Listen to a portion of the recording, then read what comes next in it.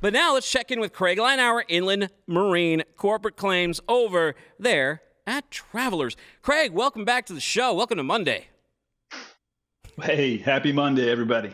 There's always issues in supply chain, and we haven't solved them all. I think last time we were on to double brokering, weren't we? That's exactly right. We talked about double brokering. We talked about the risks and problems for freight brokers and motor carriers, and each presented sort of risks, and each of those entities had their own risks and problems with double brokering. That's correct. So today we're moving on to the whole new topic, and that is the subject of contingency coverage. I'm not super familiar with this one, so I'm going to get educated up here as well. Let's start there, though. What's the contingency coverage? Yeah, so contingency coverage, it's called that because it's contingent upon certain triggers happening before there's a payout. And these triggers are what make this type of coverage generally not that great in terms of protection for freight brokers. Interesting. So tell me a little bit more about that. Like, for example, how is that? Can you expand a little bit? Yeah. Look, freight brokers are generally not liable for cargo damage because they don't really touch the cargo. They don't handle the freight, right? It's the motor carrier who does that. But if there is damage and the motor carrier doesn't pay, and a shipping customer is looking to the freight broker for compensation, then what happens? And that's where contingent coverage comes in. So contingent coverage will pay out once certain conditions are triggered, right? And this means that the claim process is over and there's non-payment or there's a failure to respond by the motor carrier who actually damaged the goods. And so, a broker can demand payment from the trucker right away when there's loss to cargo, but there's this built-in waiting time, and you're probably familiar with it, folks out there. The federal regulations legally give a motor carrier 120 days to investigate a claim. So it can take, that's 4 months. It can take up to 4 months to settle the claim. And so you have to wait, and wait some more, even after you've made demand upon the motor carrier. So the question for the broker is, can you afford to wait? There's really not prompt resolution there, okay? And then even if you can afford to wait, you should consider this. If a payment is made under the trucker's insurance for the cargo damage, then the contingent policy may not pay at all above what's already been paid. We call that an excess payment. So many contingent policies won't pay excess over whatever the motor carrier's policy pays.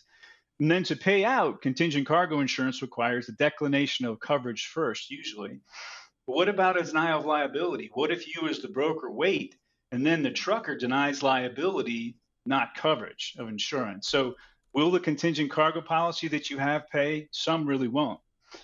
And then most importantly, there's no duty to defend in the typical contingent cargo policy. So it's very common in cargo litigation for the freight broker to be named as a party, and you can get sued anywhere in the United States. Typically, litigation is almost always filed where the loss happens, and it's not where the freight was brokered from. So this is super inconvenient for you as a lawyer.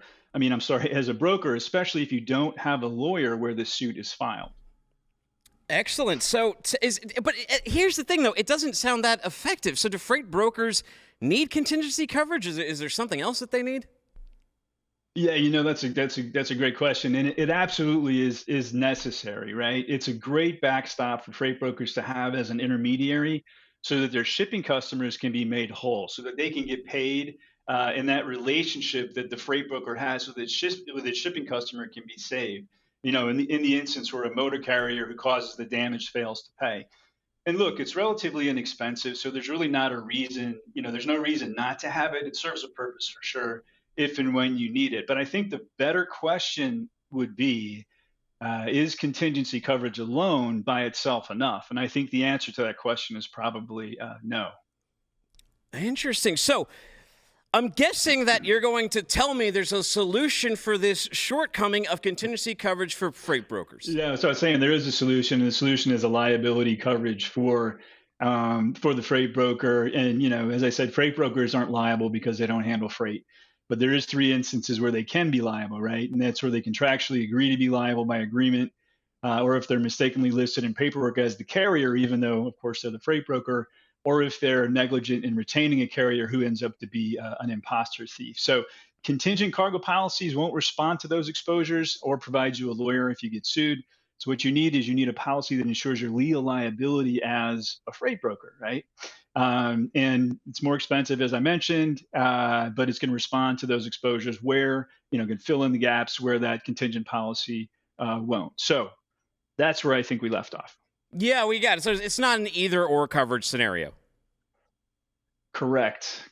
It is absolutely not either or. It's really the best case scenario is to have both, right? So let's face it, as a freight broker, your relationship with your shipping customer is vitally important, right? But you also want to protect yourself from exposure. So if you have a contingent cargo policy to backstop those times when the motor carrier doesn't pay, that's important and it's necessary. There's a place for it. But you need to know that you can also be liable for cargo damage as a broker in ways that aren't covered by that contingent cargo policy. So you need to be sure that you have this $1 liability coverage, right? And I should mention, by the way, that Travelers offers $1 liability as well as contingent coverage in one product, and that's the cargo logistics pack. It's cargo and logistics pack policy. So you get 2 for 1, and it's one-stop shopping. It's a great deal. Check it out at travelers.com. Craig, thank you very much for your time today. Thanks for stopping by the show. Absolutely. Thank you. Take care.